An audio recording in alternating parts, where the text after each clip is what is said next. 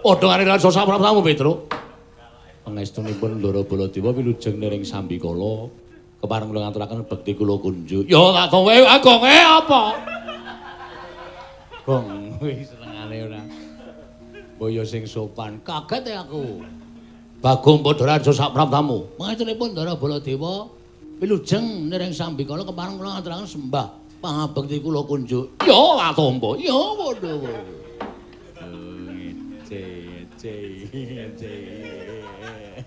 Truk, pas susu ya. Garam. Masalahe kok. Oh, ya. Truk. Engko nek gedhe.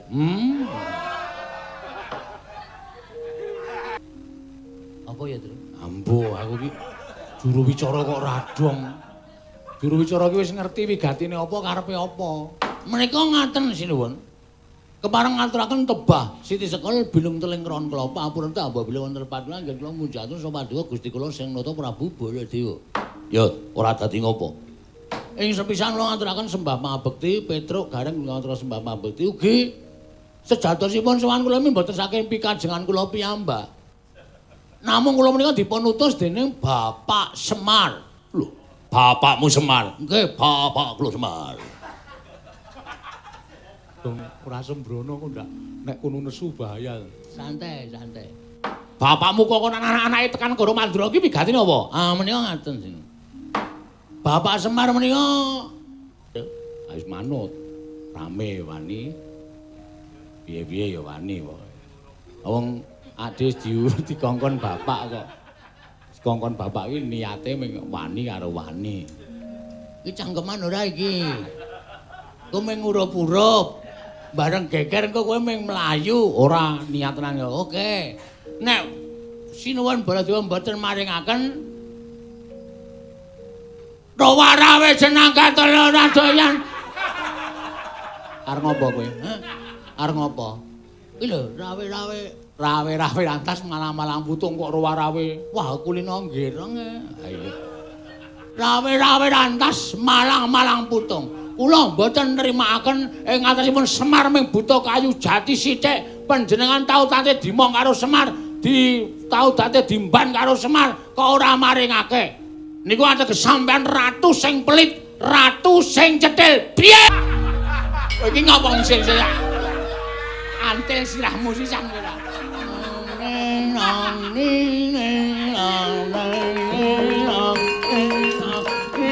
tak waduh keseran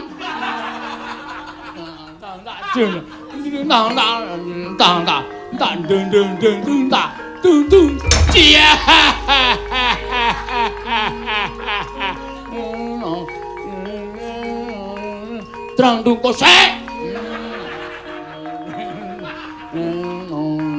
terang dungko sijek dang dang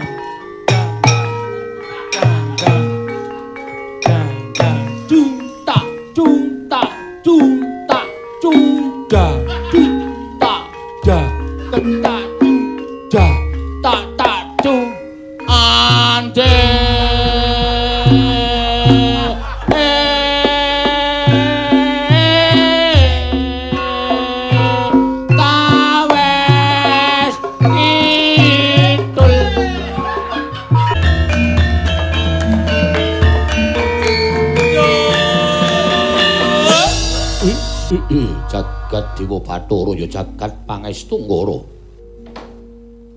Janur gunung kadingaren nganti persasat kaya ora percaya kelawan paningalku dhewe. Iki ora pangling kaya adhiku Ndawarawati, Yai Prabu Kresna. Waduh adhiku adhiku.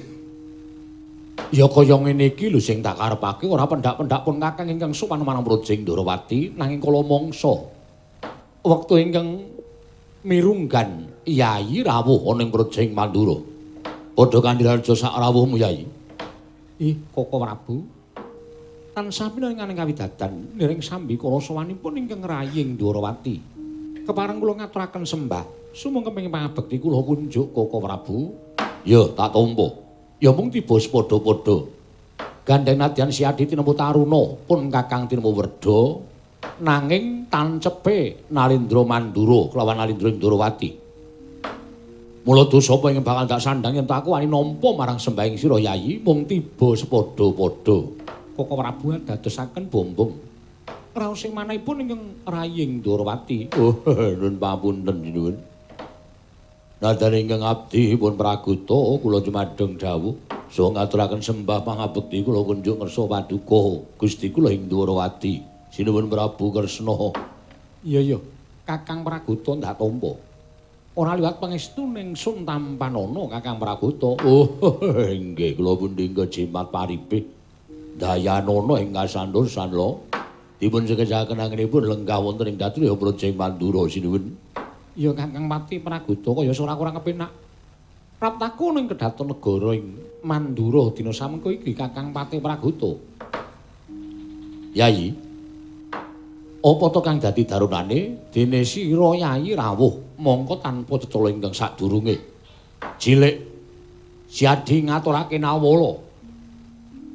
Praguta wonten dawuh.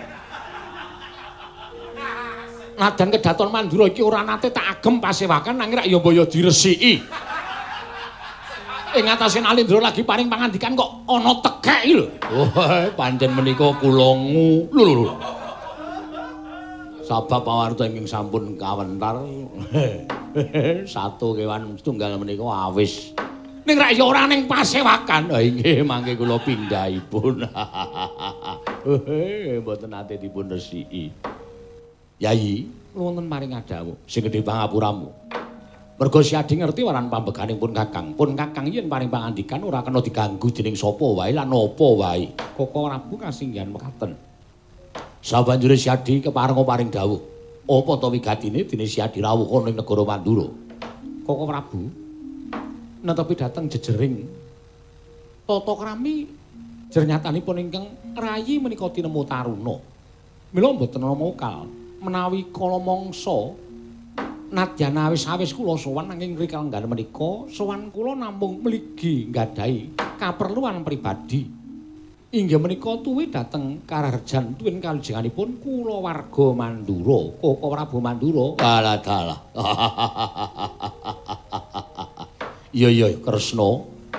Ngaturake panuwun ingkang tanpa pepindhan. Dene Siadi duwe lekas sing kaya mengkono tegese ngraketake pasduluran antaranipun Kakang kelawan Yayi Prabu Ndrawati. Malah gandeng dina samengko ana wektu ingkang mirunggan pun Kakang wis suwe nggone mendhem rasa kepengin nyuwun priksa kelawan Yayi Prabu. Babakan menapa Koko Prabu? Babakan panggulawenthahing negara. Nadyan Ndrawati lan Mandura kuwi siadenanipun Kakang padha-padha tunggal wong tuwa. Nanging panggulawenthahing negara tumrap pun Kakang ing Mandura, aku ngakoni yen to kalah wasis, kalah pertitis, lamun gulawentah babakan negara ketitik, undhakaning negara Ndrawati nganti persasat ora iso dibendung dening apa wae. Tentreming para kawula, ayeming para kawula, uriping para kawula ingkang katon kerta, tata lan raharja. Katandha lamun sira Yayi tansah disengkuyung dening para kawula ketitik, negara Ndrawati tansah katon ayem lan tentrem. Marata coba ora ketang seklimah rong klimah pun Kakang tuturana supaya Mandura aja kebangeten nggone kasoran kelawan Ndrawati. Koko Prabu sesembahan kula Koko Prabu pengayoman kula. Kula nyuwun pangapunten menawi sakmangke sampun kinten kula menika tiyang nem ingkang mulang dhateng piyai sepuh. Ora dadi ngopo? Menawi mboten dados sabab menapa Koko Prabu ki mboten badhe lingsem jernyatanipun wonten madyaning pasewakan negari Mandura menika kathah para nayaka punggawa mandhapipun para kawula ingkang sami andher. Menawi ngantos sakmangke midhangetaken pangendhanipun paduka Kanjeng Koko Prabu menapa Koko Prabu ki mboten lingsem. Yayi, wong gayuh kawruh sarta ngelmu mau yen to linambaran rasa isin mesti ora bakal iso gayuh ngelmu lan kawruh mau. Tumrapun Kakang wong gayuh ngelmu lan kawruh mau ora ana rasa isin. Lan ora bedak-bedake antaraning Siadi lan pun Kakang kang luwih tuwa Siadi luwih enom. Nadyan luwih enom nanging yen to ngelmune luwih akeh tinimbang sing tuwa. Dosa apa lan apa kliru-kleru yen to sing tuwa nyuwun wulang kalawan sing enom. Oh mekaten kok Prabu. Ya. Menawi kula mekaten mboten kitang klimah kula badhe munjuk atur estunipun tiyang Gula Wentah Negari utawi Nalindra ing minangka dados makuthaning bangsa lan sinambiran pakaryan nyepeng kendho kencenging pernatan amis bajing ing praja menika Nalindra. Menika watun saged nindakaken piwucal ingkang sampun ate dipun ngendikaken para sepuh. Inggih menika Nalindra kedah nggadahi pambegan tata, titi, titis, tetes, tetes lan tutus. Tata, titi, titis, tetes, tetes lan tutus tegese piye? Nuwun sewu menika mboten sedalu lho. Iya. Tata tegesipun Nalindra kedasaken Maranata sagung para kawula dasih. Maranata ing reh samukawisipun. Inggih bab samukawis ngaturaken wonten ing mriki menika mboten ngemongaken panggesanganipun nanging ugi babagan wastra lan boga. Kawula mboten kenging kekirangan babagan wastra lan boga tuwin panggesanganipun kedah ketingal ayem tuwin tentrem. Maranata Negari menika mboten gampil. Ya, sabanjure titi menika kedah taliti ing samukawisipun. Tegesipun Nalindra menika kedah saged ngrampungi perkawis lan teliti anggenipun niti priksa dhateng perkawis menika kala wau sampun ngantos keseluruh margi ingkang klintu ingkang lepat kedah dipun pidana ingkang labuh tumrap negari kedah pinatrapan kanugrahan ingkang sak traju tuwin sak bobot. Ya. Sabanjure titis nindakaken utawi ndawahaken pangandikan kedah pratitis sampun ngantos damel gelaning para kawula. Kuwi titis. Sabanjure tetes. Tetes menika tegesipun kedah andedana utawi tansah peparing dhateng sagung para kawula. Sampun ngantos inggih menika kesugihanipun Nalindra, kesugihanipun praja menika dipun agem dening Nalindra menika piyambak. Mangke mindak boten prayogi kedadosanipun. Ya, kuwi tetes. Tetes menika pangandikanipun kedah anetesi. Mboten kenging banci ladan utawi mboten kenging blendra-blendre kaya banyu tumumpang godhong senthik. Menawi ngendika ingkang sampun kawiyos kedah netepi dhateng sabda Brahmana Raja, sabda pangandikaning Brahmana sepisan mboten kenging wula-wali. Sabanjure tatas. Tatas menika ngrampungi perkawis kedah kanthi tuntas. Mboten kenging perkawis menika kala wau tumunten mboten paripurna ingkang sakmangke badhe andadosaken teteling ngapi tadosanipun para kawula. Tutus sing pungkasan. Tutus ingkang pungkasan menika tutus menika tali. Nalindra kedah saged dados tali tumraping para kawula, manunggalaken para kawula. Ingkang mekaten Koko Prabu, menawi paduka Kanjeng Koko Prabu saged nindakaken menapa dados aturipun ingkang Raying Ndarawati. Kula kinten Mandura badhe sak traju kalian kawontenanipun Projeng Ndarawati, Koko Prabu. Ratune Ratu Tama Pati Lino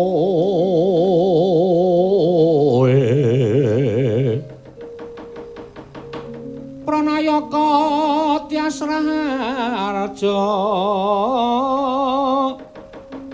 Panegare becik-becik Parandene tan dadi kaliasing kala bendu malah bangkit mangkenan dodra rupita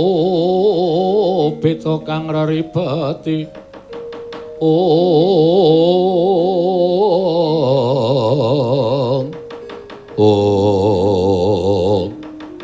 Dintre madani Paswaka Negaring Mandura nalika semanten Nata Prabu Baladewa amidhangetaken sabdanipun ingkang rayi Nalindra Ndarawati nglenggahi kanyut nang wardu kanyut ujara ganten wardu jarwa keca inang durung abang ida dru manting dasaring pertolo kasaru geger njaba apa to kang dadi tarunane ora ana matan prokara Gajah Medha Jaka Wanti lan kejawi namung sowanipun Punakawan karang kadempel nenggih kawis jengal kelurahan Olo Garing Petrus Malura Bagong ing sami wingkah wonten ing Datraya Projeng Mandura nyerpepeh pindha sata matarangan karya cingak kang samya mulat Dintahing sangya para Punakawan binarung sangganing para nayaka ing samya gantung sepa mangun mbahe para kawula ing kanca pihak ana dayo minggir jaluk dalan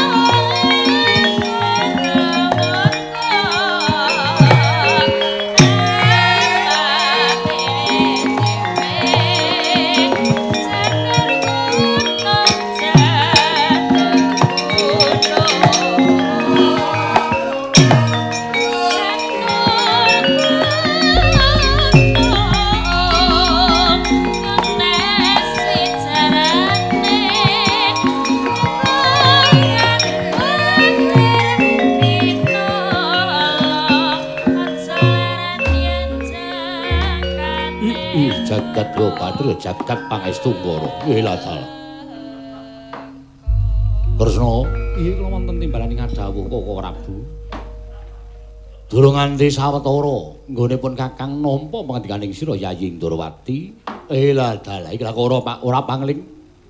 Iki kaya Panakawan. Komplit Nalagaring Petruk Bagong ing sowan ana Mrejing Mandura. Koko Prabu? Nggih. Najan kados menapa Koko Prabu tau tati nampi pangudangipun Panakawan. Mbok menawi anggenipun sowan menika wonten atur ing badhe kakunjukaken so paduka Kanjeng Koko Prabu mila klatri andangu dhateng sowanipun Panakawan tetiga menika. Yayi, prayoga nggone lenggah. Ih, sampun boten kirang prayogi. Ih, Nalagaring. Padha kanthi raja saprabdamu Nalagaring. Berkah pangestunipun Ndara Baladewa niring sambi kula sowanipun ingkang abdipun Nalagaring kepareng kula ngaturaken sembah sumengkeming pangabekti kula kunjuk. Yo tak tampa pangestuku tampanono la punika jimat paripe ndayaning kasantosan. Petruk. Padha karo raja saprabdamu Petruk. Pangestunipun Ndara Baladewa wilujeng niring sambi kala kepareng kula ngaturaken bekti kula kunjuk. Yo tak tampa agong apa? Gong wis senengane ora. Boyo sing sopan. Kaget aku. Bagong padha raja saprabdamu. Pangestunipun Ndara Baladewa wilujeng niring sambikala kepareng kula ngaturaken sembah pangabekti kula kunjuk. Ya atompo, ya padha.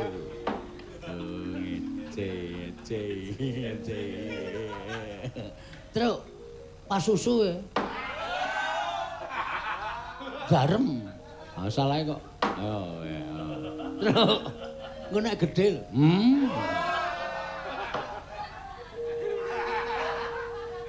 Sik, ora usah padha gocek sikik iki tak takoni dhisik. Oh, nggih. Wonten wigatos menapa? Nengga timbalanipun Sinun Prabu Mandula. Sing dadi juru wicara sapa? Sapa, Truk? Amanut. Kowe apa? Aku nek omong sok klera-kleru. Kowe wae. Wah, aku wedi nek Sinun Prabu Mandura. Bagong kowe apa? Ngapa? Juru wicara. Juru wicara apa? Ayo tukang ngomong. Oke. Aku nek ngomong wis. Sing dadi juru wicara sapa? Kula. Bagong. Nggih. Yen ngono Bagong lungguhe ngarep. Ngandel ora. Yo mundur. Ya. Ning ati-ati lho, Gong, ora sembrono lho. Nang wis pokoke iki sing iso ngladeni mung aku. Nek ora aku ora iso ngladeni. Wis, ampun. Saiki aku tak takon. Nggih. Apa sebabe kok doting gruduk tekan negara Mandura? Apa ya, Tru? Ambo, aku iki juru wicara kok radong. Juru wicara ki wis ngerti wigatine apa karepe apa. Menika ngaten sinuwun. Kepareng ngaturaken tebah Siti Sekol bilung teling kron kelapa ampun apabila wonten padha anggen kula munjatun sapa paduka Gusti kula sing nata Prabu Baladewa. Ya, ora dadi ngopo. Ing sepisan kula ngaturaken sembah pangabekti Petruk gareng ngaturaken sembah pangabekti ugi sejatosipun sowan kula mboten saking pikajengan kula piyambak. Namung kula menika dipun utus dening Bapak Semar. Lho, bapakmu Semar? Nggih, bapak kula Semar. Ora sembrono kok ndak nek kono nesu bahaya. Santai. Bapakmu kok anak-anake tekan Goro Mandura ki wigatine apa? Ah menika ngaten sing. Bapak Semar menika di masa pandemi menika damel kegiatan. Kegiatanipun mboten sami kejawi namung damel padepokan. Lho, bapakmu gawe padepokan? Nggih. Lah, wigatosipun padepokan menika dipun damel menika kagem papan panglempakipun para kawula supaya ing mriku mangke saged wonten kegiatan-kegiatan ingkang sipatipun positif. Tegese piye kuwi sing positif kok dipresake? Maksude kegiatan positif menika kegiatan sing apik-apik. Oh ngono. Nggih. Ning bapak niku terus nalika semanten semedi. Wah, bapakmu semedi. Nggih. Bapak semedi entuk sasmitaning jawata jarene saka guru salah sijine padepokan niku kudu dibangun nganggo wujude nggih menika kayu jati wangi. kayu jati wangi. Bener to, Tru? Minyak wangi apa kayu jati? Minyak wangi anu kayu jati. Kayu jati wangi Sikinarya saka guru padepokanipun Bapak. Monggo ngendikanipun Bapak sing kagungan kayu jati wangi menika namung Prabu Baladewa. Awit menika tukul wonten sak pengeripun negari ing Mandura, wonten ing mapanipun wonten ing Astana Gadamadana. Kayu jati menika panci ageng sanget amargi rumiyin ingkang nanem inggih menika Pak Tani. Nek ora ngerti takon. Sapa sing nandur terus? Prabu Rama Wijaya. Prabu Rama Wijaya ngalengka diraja mungsuhe. Kuwi mungsuhe. Prabu Rama iki Pancawati. Gandeng bapak mbiyen niku kula ya kelingan tau ngetutke Prabu Rama Wijaya, kula ya tau ngetutke Prabu Rama Wijaya. Ala apa? Nek kula niku mung njaluk ora ketang pang sithik dienggo syarat ditresepke teng saka guru supaya wis dadi syarat dumadine wujude padepokan sing diajeng dibangun dening Bapak Semar. Mekaten menggah wigatosipun lampah kula jam pira, Tru? 9:30 liwat. Hah? 9:30 liwat. Cekap semanten atur kula menawi dipun keparengaken ajeng kula boyong wonten ing Karakadempel ewa semana menawi Prabu Baladewa mboten maringaken piye, Tru? Wis manut. Rame wani. Piye-piye ya wani wae. Wong adhe dikongkon bapak kok. Dikongkon bapak kuwi niate mung wani karo wani. Iki cangkeman ora iki. Kowe mung ngurup-urup. Bareng geger engko kowe mung mlayu, ora niat tenan ya. Oke. Nek Sinuwun Baladewa mboten maringaken Rawarawe jeneng katelu ora doyan. Arep ngopo kowe? Hah? Arep ngopo? Iki lho, rawe-rawe lantas malang-malang putung kok rawarawe. Wah, kulino nggireng. Ayo. Rawe-rawe lantas malang-malang putung. Kula mboten nrimakaken ing atasipun Semar ming buta kayu jati sithik. Panjenengan tau tate dimong karo Semar, tau tate dimban karo Semar, kok ora maringake. Niku ateges sampean ratu sing pelit, ratu sing cetil. Piye?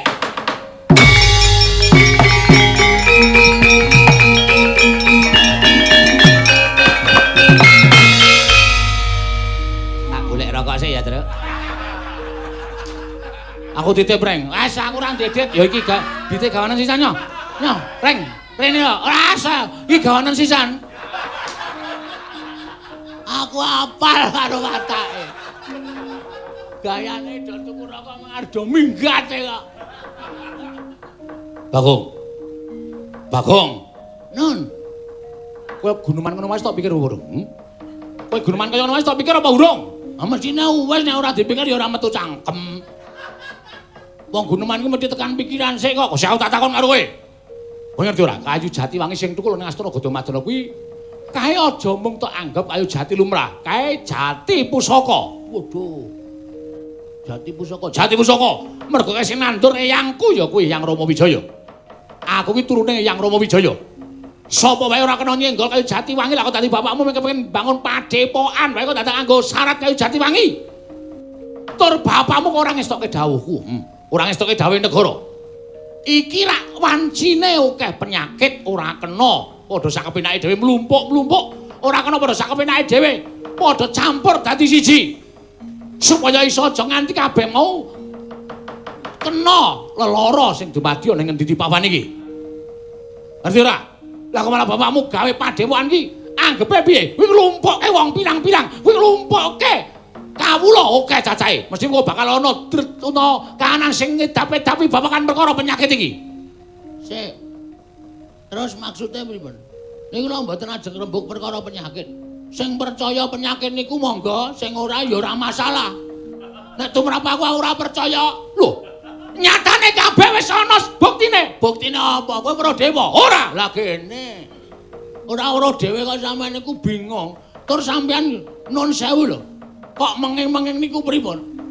masyarakat dipenging-penging ning sampean gawe peraturan ning ora gawe solusi. Lho, solusi piye? Kena sampean gawe peraturan diperpanjang ra masalah, tanggap darurat tekan sok tahun 2444 ra apa-apa. Ning masyarakat wene ana solusi piye carane golek pangan ora mung gawe peraturan tok. Paham ora we? Iki aku lara atiku nek carane kaya ngene iki. Do melet-melet do kangelan golek sandang pangan. Luwe-luwe seniman kaya kula kalih Gareng-Gareng Petruk niku. Niku nganti ora iso obah. Kena gawe peraturan ning solusi, kasih solusi pada masyarakat. Seniman apike ngene, dok kaya ngene tak nehi solusi ngene, tak nehi keringanan, kowe entuk pentas ning penontonnya terbatas. Ngono apa piye? Agung. Ah sapa kowe? Aku nek ngene iki ora iso dindake. Ora sampe naik dhewe. Loru nek ati loru, nek kula dhewe ngelih ora apa-apa. Anak-anakku ya melu do ngelih, bojoku ya melu do ngelih. Lho, kok sik iki rembug kayu apa rembug apa? Wah iya, Dik. Kayu. Bali nang kayu, topik bali nang kayu. Ming njaluk wektu sedhela. Men supaya do mikir, men supaya iso do ngolah rasa. Ngono lho. Rasane piye dadi masyarakat, rasane piye dadi kawula cilik, diolah rasane. Oke sing do ora iso obah, oke sing do ora iso apa-apa. Penyanyi, tukang keyboard, sound system modiar kabeh. Kok ngono ora dipikirke. Kudu tak pikirke, kudu ana solusi, ora sak kepenake dhewe. Ora mung do ndekem, ayo kudu nyuwara tumrap aku ngono kuwi.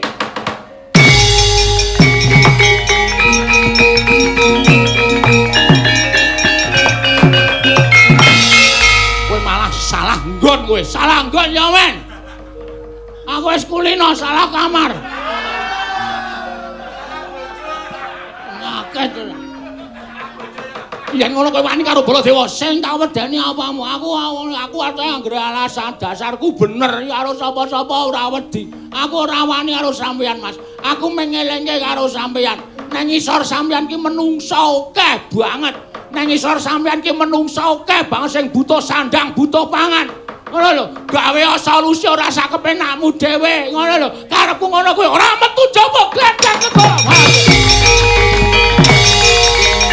Menungso akeh karo parang jajan.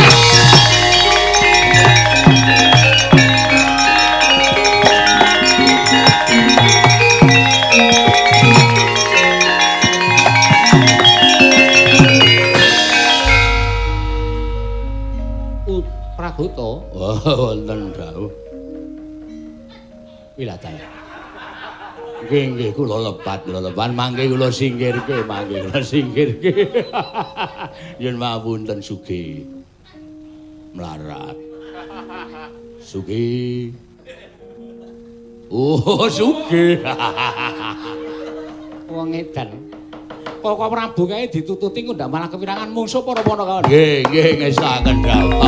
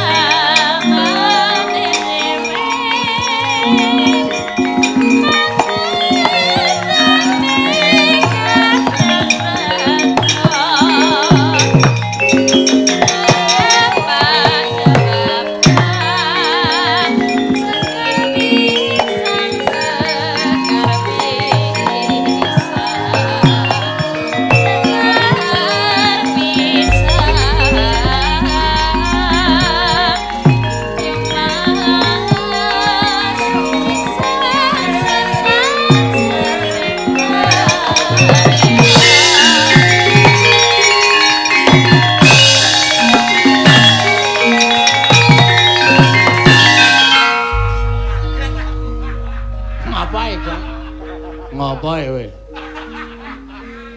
Mek ucul nyawaku ning ngono. Kowe alasan tuku rokok. Wah, wis ngetokke unek-unek ing atiku, Truk, mbangane dadi stroke. Ha iya. Mbangane dadi penyakit tak loske wae wis nyatane ya unek-unek ing atiku ya ngono kuwi ya. Ha iya. Wis ora apa-apa. men do mireng, men dadi penggalih. Upama dene ora mireng ya berarti ya wis mili. Terus piye iki? Baladewa nesu. Baladewa nesu. Ha.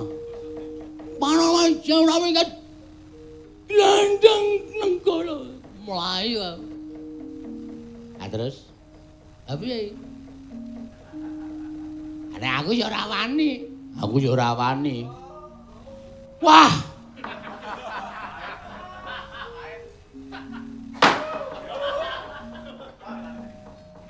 Wes. Terus lemu kok tindik barang kupingmu men ngapa ora? Hah? Kaya tak takon Petruk dadane ditato jantung barang iki men ngapa? Jebul ana masalah kok ngene kok jireh kepati-pati. Wis, nek pancen kowe do ora wani kan tak tandangane. Wis kana mulih-mulih. Omong karo bapak aku pamit mati. Gong, cangkeme ora blangan. Aja sok nyebut mati. Mati ki nek ora mati ra awake utawa mati menungsane kok nek mati rezekine. Ben. Kowe ndang krasa wae 3 sasi mati rezekimu ki. Hah? Isi arep ditambah sesasi mati rezekimu kuwi. Ya melet-melet kowe. Iya ning ra ya ora iso nganggo peraturan apa kowe ora nek dineng kene manut ngelih sesasi. Ha iya. 2 dina wis melet-melet e. Minggat. Kok malah ditundung. Lunga. Iki Baladewa tekan kene tandangane. Nek nganti kowe ana apa-apa, rak wis percaya aku. Aku iki wong penemu aku wae yang bener wis ora bakal aku wong bener kok kalahi ora bakal. Arepmu. Aku piye, Gong? Ana tuku rokok meneh. Tuku rokok meneh. Wis e. Wis tuku meneh sewadah engko le udut mboko 5. Ana guys. Ngelulu. Jenenge ngelulu arep. Ngelulu ya men. Aku lagi emosi bengi. Iya nek ora san dadak bengok-bengok kaya ngono kuwi nek sesuk bengi suarane entek ora. Tuku. Suara kok tuku ora. Aku cah kendel wadake. Tandangane. Nek pancen ora meneh kayu Jatiwangi dienggo syarat bapak. Percuma aku bali ora entuk gawe. Ucap kacarita. Nalika semanten eling-eling ki Lurah Bagong winong wong dewani. Ana kilat sak glebyaran ingkang andilat. Anggane iki Lurah Bagong, ical wujud ing Lurah Bagong salah kedaden kaya wujud Prabu Baladewa.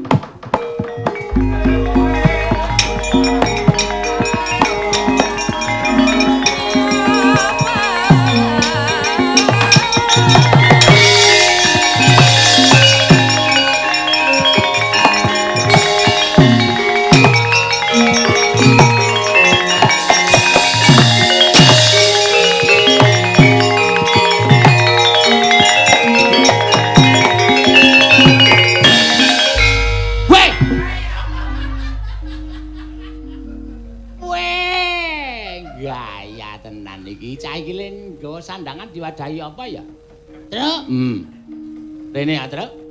Ngopo? Waduh. Kok ngeleleng? Kowe do ngopo kaget? Lho, ora krasa wong. Nih. Pengilan. Woi. Jagat Dewa Batara. Ya jagat pangestu kono. Wah, ora wis entuk sandangan sing ndi, Gong? Mbok wis, iki pokoke rasah. Pokoke ana omong kowe gendang minggir iki. Aku arep mungsuh Baladewa, aku arep gilering iki. Oh iya, ning nek kala nggawa nenggala. Bagong kowe ngembari Baladewa nyunyuk nenggala, jeblok diadamu. Der. Meletus balane. Luwe. Males. Ngurusi Bagong males. Ayo, amos Surawarta, Surawarta. Imbang yang panca-panca gugu karepe desa.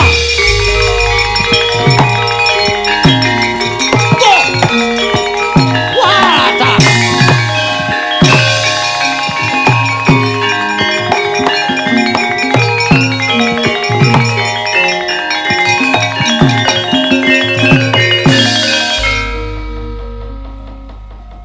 menungso ratanan saya ngece Maranata Mantura Prabu Baladewa.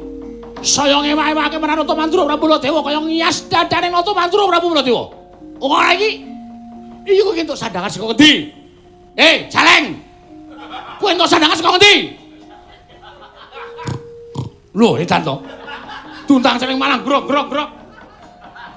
Menungso padake celeng ora. Iki Bagong lagi. Aja ngawur. Iki garwane Erawati. Erawati dasmu iki. Erawati iki karo aku. Jangan macam-macam. Wong arep mudar kok werna-werna ya terus jenenge wae. Iki Prabu Baladewa. Aku Baladewa. Aku Baladewa. Mbok takon sapa wae aku Baladewa.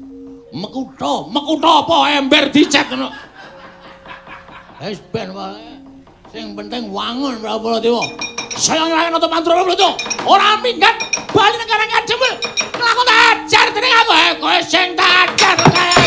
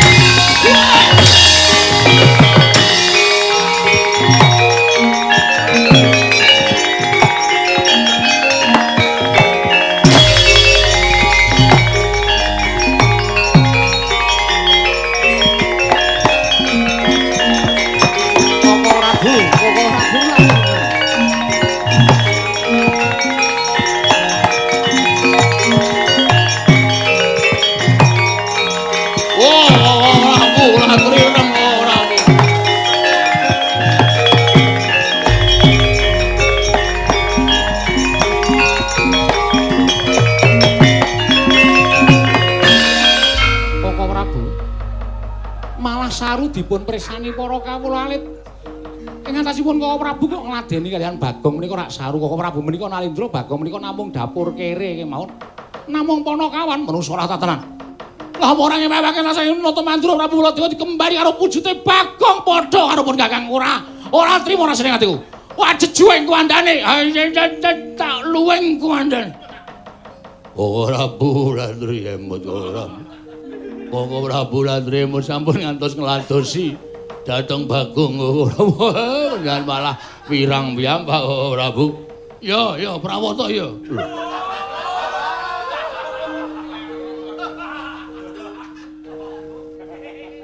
Oh, trenggiling. Kleru. Tiwasli ngekep mempeng. Sik nek kowe karo Bagong mesine nek kowe dadi aku mesine kowe nesu. Lho, Bagong wonten menapa mengo?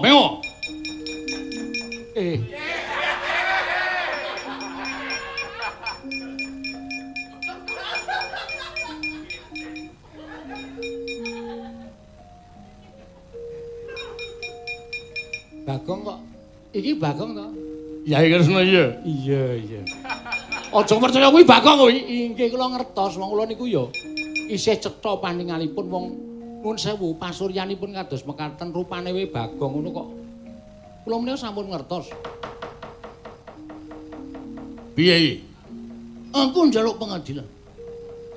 Piye monggo babagan kayu jati wangi aku mana dinai ijol kayu Kalimantan.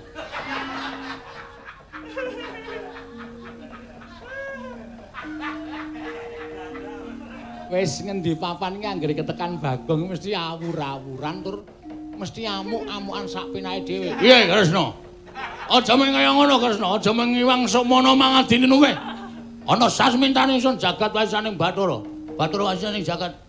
Aku ora nrimake. Yen nganti ora diwenehi kayu jati wangi glandang. Glandang apa? Glandang apa? Gelandangan. Begini nasib. Wis kowe nek tak turuti ki malah ora leren-leren kuwi karepe piye? Bagong, saiki ngene. Kowe bali. Iya. Basa, aku ratu Gustimu. Lho, aku Baladewa. Wis to, rasa aneh-aneh. Aku ki wis ngerti nek kowe Bagong. Aja ngawur.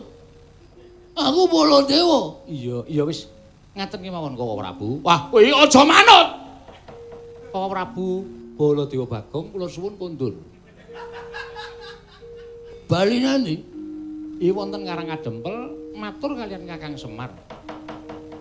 Bilih kayu Jatiwangi kedah dipun pendhet dening Kakang Semar Priyambak. Ngaten nggih Koko Prabu? Iya, Kresna.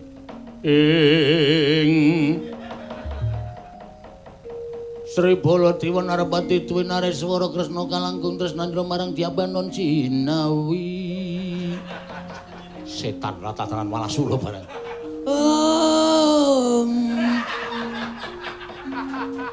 Kalangkung tresnandra marang Diabanon Jinawi.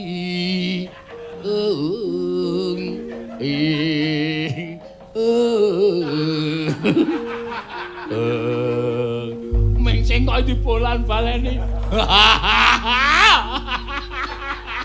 Kula niku ngampet ket wae ora iso tenan. Ora mulai bako. Menang.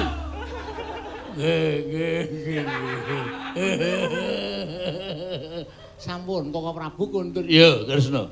Ding dong ding dong duda.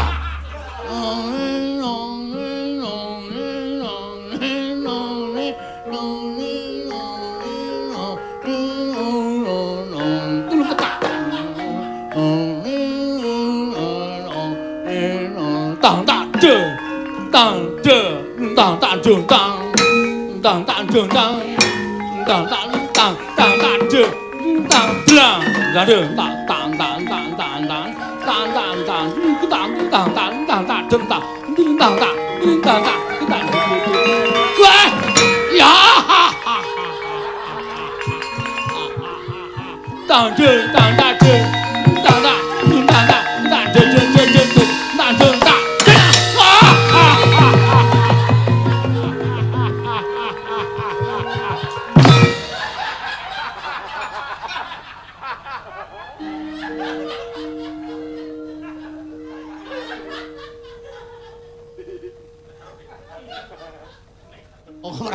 Kok Prabu we gumujeng kok.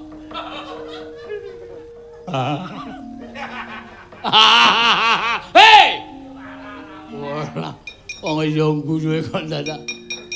Kresna piye? Sampun kajengipun monggo sak menika kondur wonten negari Mandura. Lah mengko nek Semar iso mboyong Jatiwangi, sampun pinesti Jatiwangi kedah dipun pendhet dening Kakang Semar kedah ikhlas. Ngono. Inggih. Oh iya.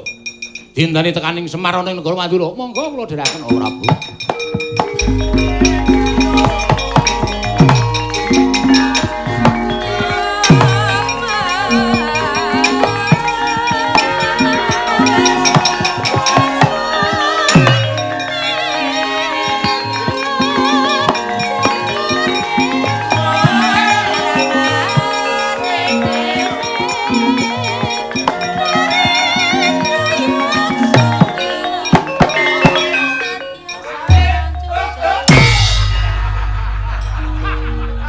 Iki ngapa ngising saya? Antil sirahmu sisan kowe ta.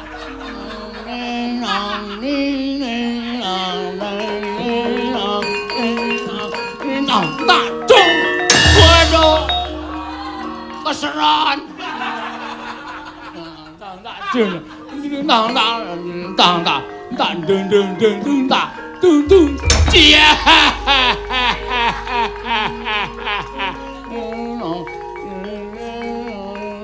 Terang dung kosek.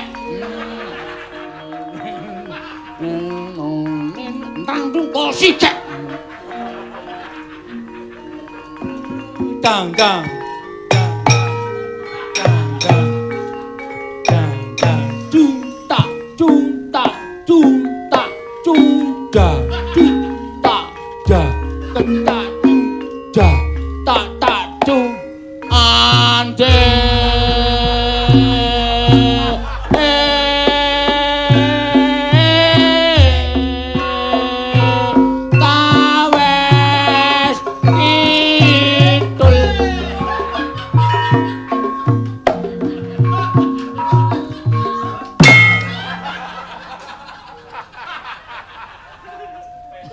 Kuwi senengane. Bebeda senengane Bagong kok kowe ora.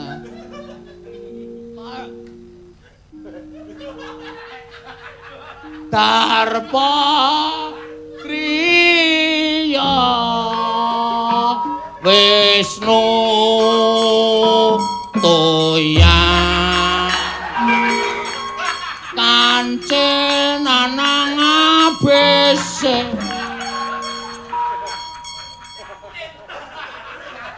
wong Ketawang kok cakepane jenenge Wiyaga.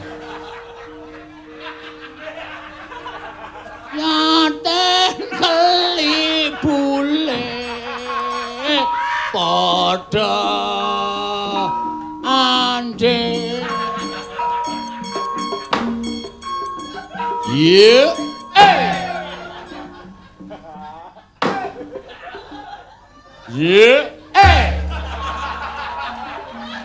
isin aku suwe-suwe kene isin nek ora aku edan. Apa ora? Gong, salin kene ayo gojek nang nggon gara-gara. Yo.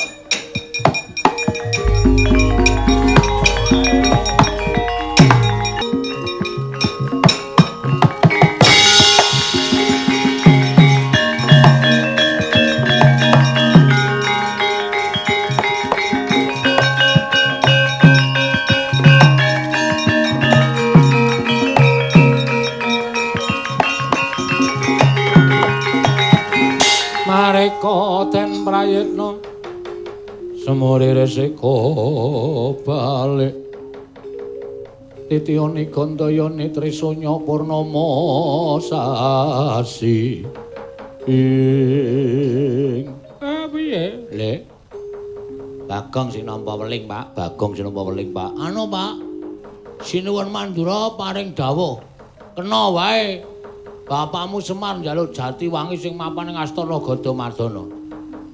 Ning waton bapakmu iso negor dhewe, iso nyempal pange dhewe, tak keparengake. Aku nek ora golek seksi ndak malah ora rampung.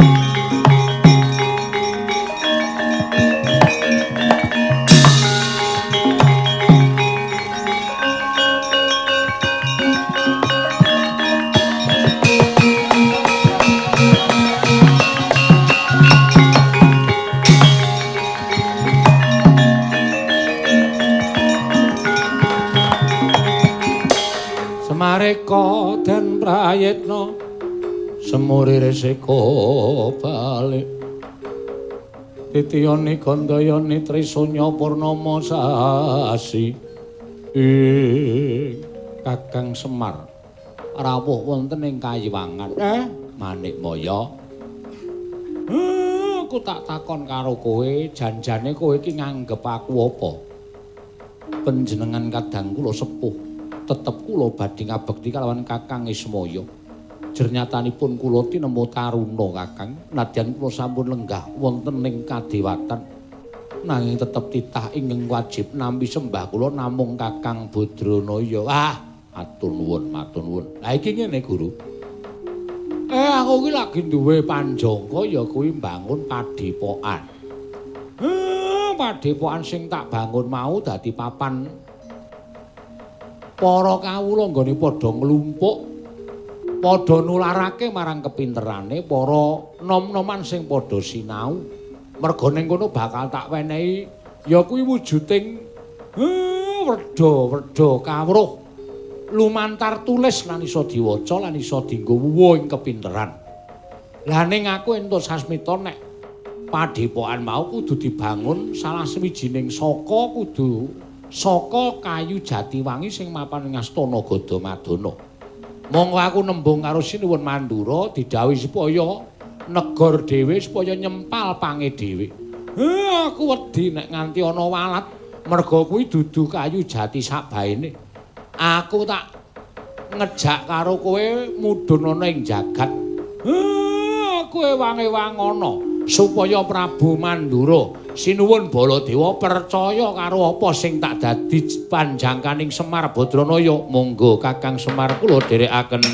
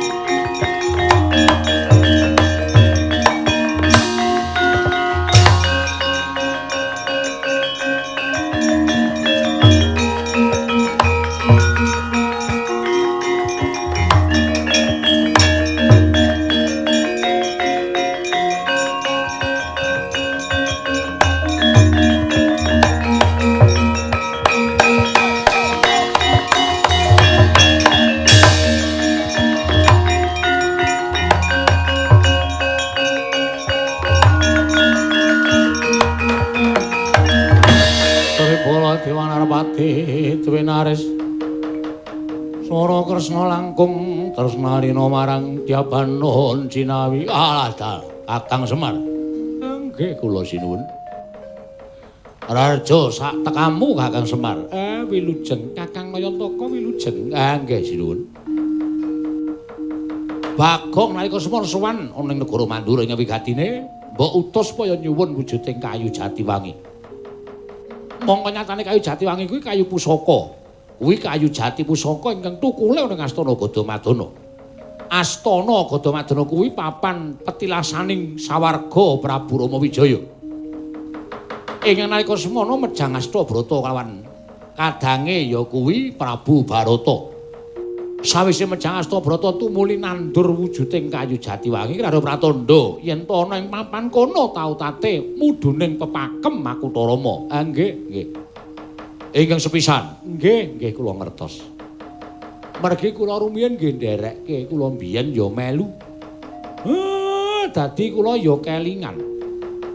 Le nancepke winih kayu Jatiwangi kemawon kula ya weruh.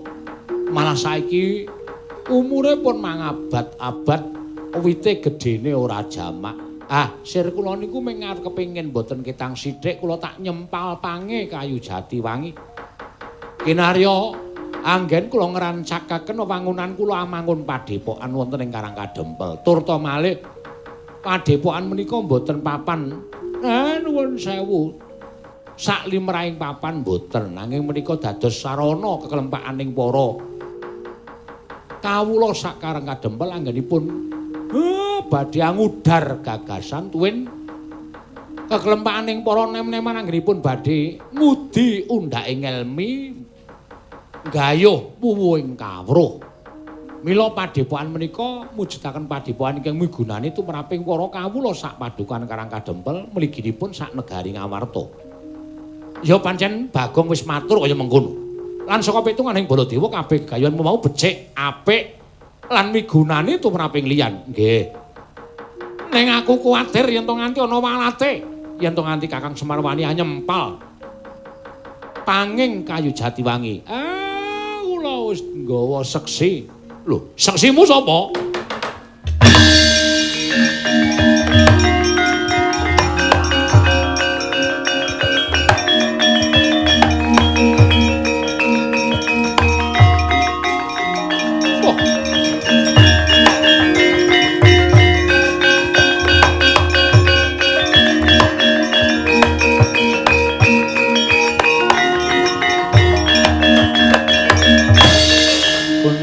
Kancing langit kelap-lapaton lir kincanging risang mawe gandrung Om Mastunama Sidam skaring bawana langgeng Baladewa. Ibu kula ngaturaken sembah pangabekti kula kunjuk. Iya Luntama. Kresna, iya kula ngaturaken sembah pangabekti kula kunjuk. Ulun Tamba lan mangertiya. Sejatine apa kang dadi gegayuhaning Kakang Badranaya mau sayekti becik tumraping titah ing mapan ana ing Karangkadempel. kanggo papan keklumpukaning para kawula ingkang padha ngudar gagasan sarta keklumpukaning para wiranom kang padha kepengin angudi undhaking ilmu lan gayuh puwuhing kawruh. Sayekti gayuhaning Kakang Semar mau becik banget. Mula Kang Sangka kuwi Baladewa lilanana Kakang Badranaya hanggayuh wujuding pangjati wangi mapan ana ing astana Gadamadana. Lamun to mengko ana tantrimaning ingkang padha nandur sarta ingkang padha ambibit kayu jati wangi kaya ta Prabu Rama Wijaya ingkang wis niwarga sartane eyang kita ya kuwi Prabu Basu Kedhi ya Kunti bojo ingkang wis niwarga ulun ingkang bakal sajarwa kelawan para leluhur Mandura supaya trima yen to Kakang Semar bakal methik panging kayu jati wangi. Ah inggih Pukulun ngestaken dawuh Pukulun.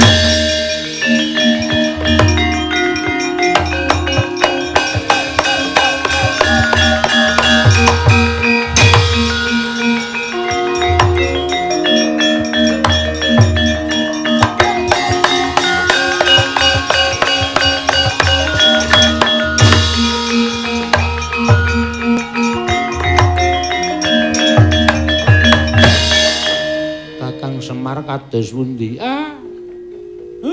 Syarat ki ora kudu kabeh. Syarat ki sithik wae, mengko sempalane pang Jatiwangi ki tak tresepke ning saka guru. Sing wajibe kudu ana kayu Jatiwangi wis sah. Mekaten Kakang. Ya. Nah itu lho mekaten kula ngaturaken saha sakmangke mugi sampun paripurna dados kewajibanipun ingkang rayi. Kula nyuwun pamit wangsul dhateng kayangan. Aku matur nuwun ya, Manikmaya. Inggih Kakang Semar dawuh sami-sami Kakang.